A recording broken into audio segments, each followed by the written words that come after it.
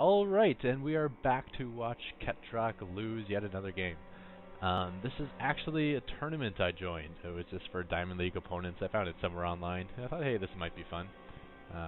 Fortunately, did have maps in the map pool I'm not so keen on, including Kulas Ravine, but we'll see how this turns out. I've actually done fairly well in Kulas Ravine, although I don't feel comfortable with it yet. You can still seal off your front wall, although of course you don't have high ground, so it's a little less protected.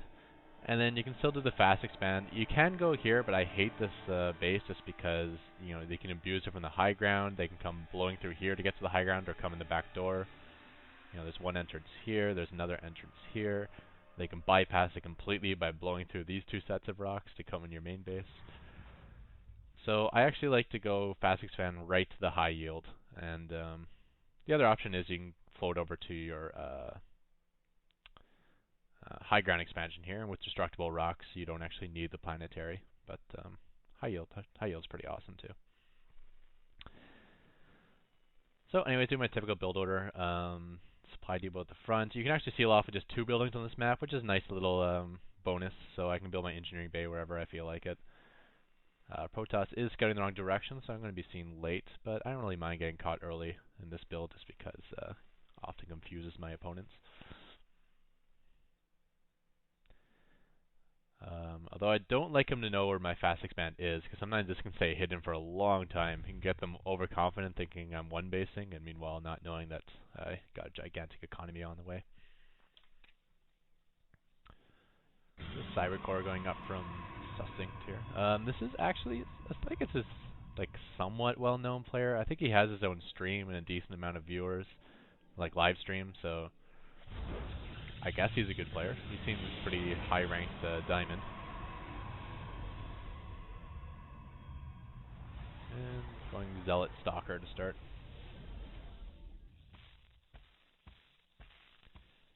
He's pounding on my front door. I guess I'm getting a little bit lucky with my SCV placement here, where he can't actually get picked off. Unless I let him sit there and die.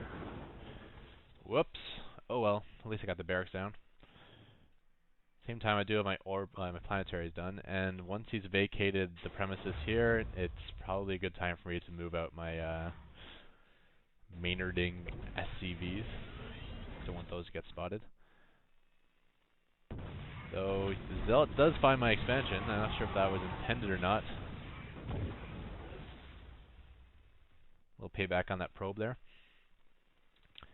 So if I go to the income tab, you can see I am below in harvester count, but I'm bringing a sizable mineral income. A little pounding on my front door here. Not ideal. This game is actually from before I kind of figured out what I wanted to do with bunkers on my front door.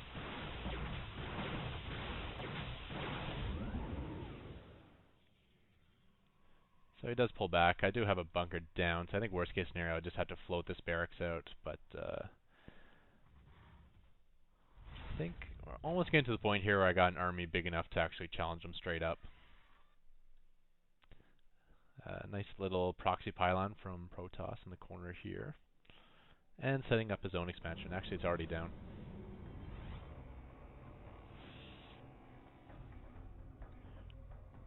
First observer out as well, coming to my base. Now he's going to see that I am going multi-barracks build. Only getting my 3rd barracks. No, sorry, that's my 4th. Okay. It's not quite as bad as I thought it was. And moving out to like this location. I figure this is a nice, more central location to defend both bases in case he comes in here. And he does come in this base, and I decided to come in from the flank. Now he's forced to either fight against my fortress or to fight my planetary. Sorry, to either move towards my fortress or move towards my army. And I cleaned them up huge there. We look at the units lost tab. 2,300 over 400. Yes, I said it right. This is a game I lose. Kind of why I don't like posting these. Some of these are just like embarrassingly dumb mistakes. But yeah, there are going to be 2 keys to this loss. Kind of just follow the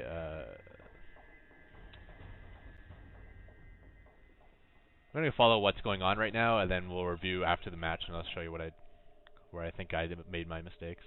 This is definitely a time where I could try to push on my opponents.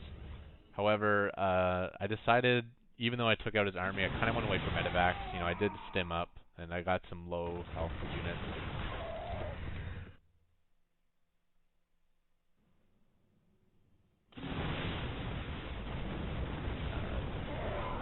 Once again, having to battle without medevacs, but I think that was more or less a win. Okay, now it's a 2,800 advantage on units lost tab. And again, taking this high ground for sight, just like that. So I got a good view on when his army approaches. I actually decided to put my entire army on the high ground. Not sure if this is good or not. I mean, once he has a Colossi or an Observer, he will be able to fire up here. So this might actually cluster me in a way I don't like. So first two medevacs are finally out. With the next two, I'll probably be pushing on him.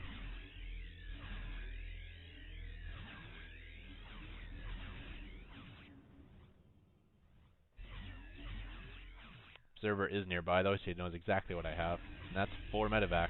However, I am seeing like these cluster of units moving to the left. I'm not actually sure what they all were. Obviously, I'm seeing these two are probes.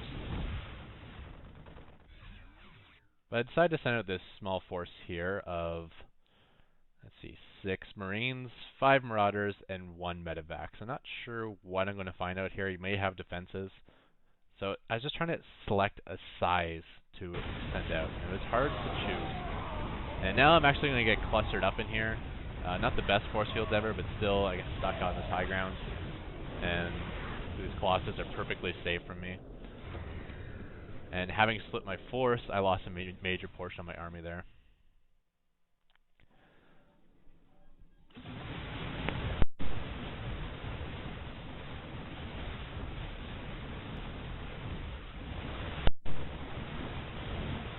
But at the same time, I am losing my high yield here. I'm doing decent damage, even though it's just a fortress, but yeah, even with all those SCVs, it's still going to go down to all that damage. So I cleaned up Protoss' third, sending these units back at the same time trying to macro up some sort of army. Re-rallying back inside my own base. Not sure if this choke point's going to help or hurt me. I guess we'll find out. And again, try to time a pincer attack, but these units did not get microed properly. I was able to snipe one Colossi, but yeah, I got nothing left to handle the rest of the force. Ghosts just making their appearance now, not so helpful. Don't even have the energy for EMP.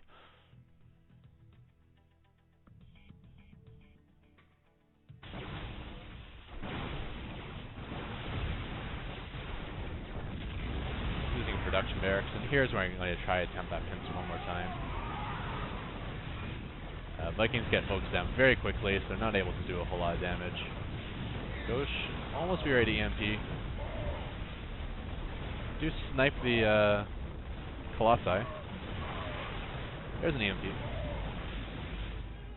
But as you can see, I'm kind of one-basing it here. I do have an expansion I floated up here, but I haven't had any time to micro it and get those SCVs going.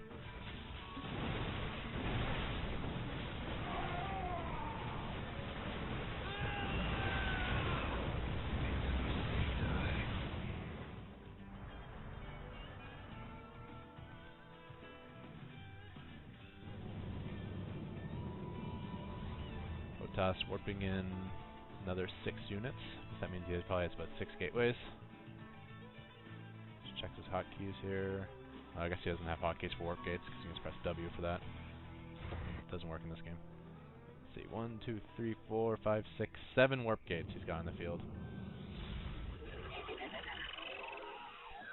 I guess he's just waiting for his next Colossi. Now he's moving in with his Colossi and all his reinforcements. I was blowing up my rocks in the back. Yeah. Fortress fields are kind of a pain. And that Colossi not being able to get anywhere close to it is just going to devastate my army. And I think at this point this is more or less GG. Yep, there it is.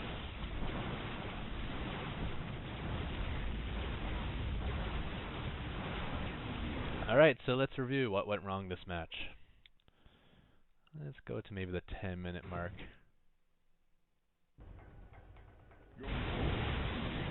Here we go. He comes to hit my expansion. He is not able to take it down. He does absolutely no damage and loses his entire army. So we'll pause it right here. Resources lost 2,300 over my 400. Plus I had my fast expand going before his, so I should have an economic lead, and I still have an army count left over.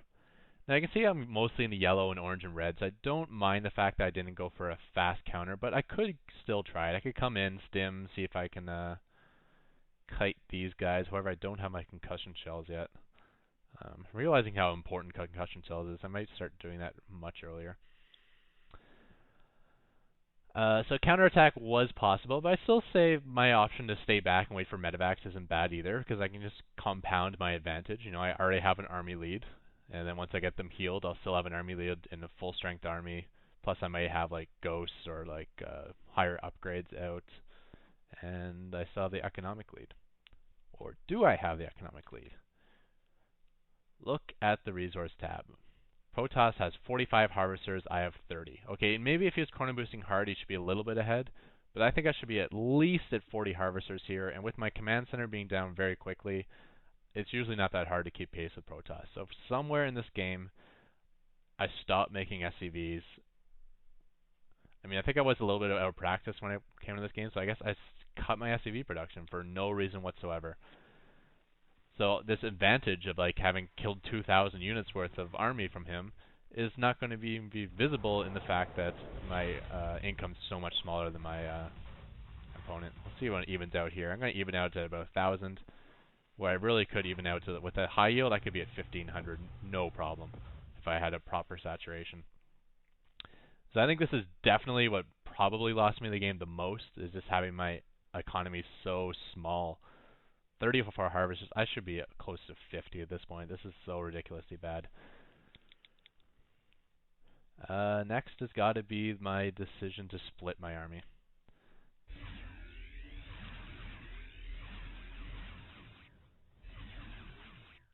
This positioning, taking this high ground, probably not smart. I should just leave one unit up here like I had before, and the rest of my army like around here, or here, or here, or back here. It'll give me a lot more mobility, be able to get range on this colossi, maybe snipe them.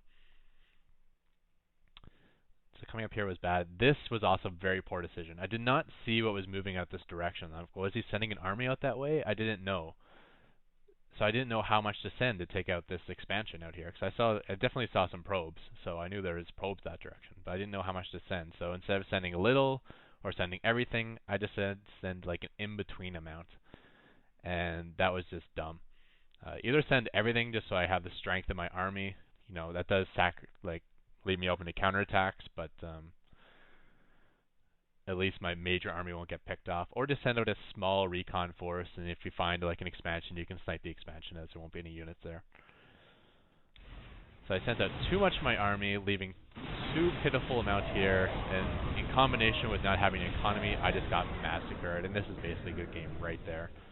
He continues on to take out my second, and that's the end of the match. So things to learn from this. I had a video once called Fleet Movement Tutorial, which I actually renamed to Army Movement because people have pointed out I misused the word fleet. And it talks about you should really be making key decisions on when you move your army. If there's an expansion cross map, if I move my entire army over here, I might leave myself open to lose my entire base. So you have to be smart if you're going to move the entire army, or you just have to move a very paltry force out here and not sacrifice your major army, which I think is the best option, especially since there was no army out this way. I think my lack of scouting when he was passing this tower was my major downfall. I just saw like a bunch of stuff on the mini-map moving. I was like, was that all probes, or was he sending an army out there as well? And that led me to make a very, very poor choice. And then, of course, yep, stupidity. I mean, a lot of my losses are stupidity, and this one was I stopped making SCVs. I mean, SCVs are so important. On 2 bases, you want like 50, and ideally you want like 65.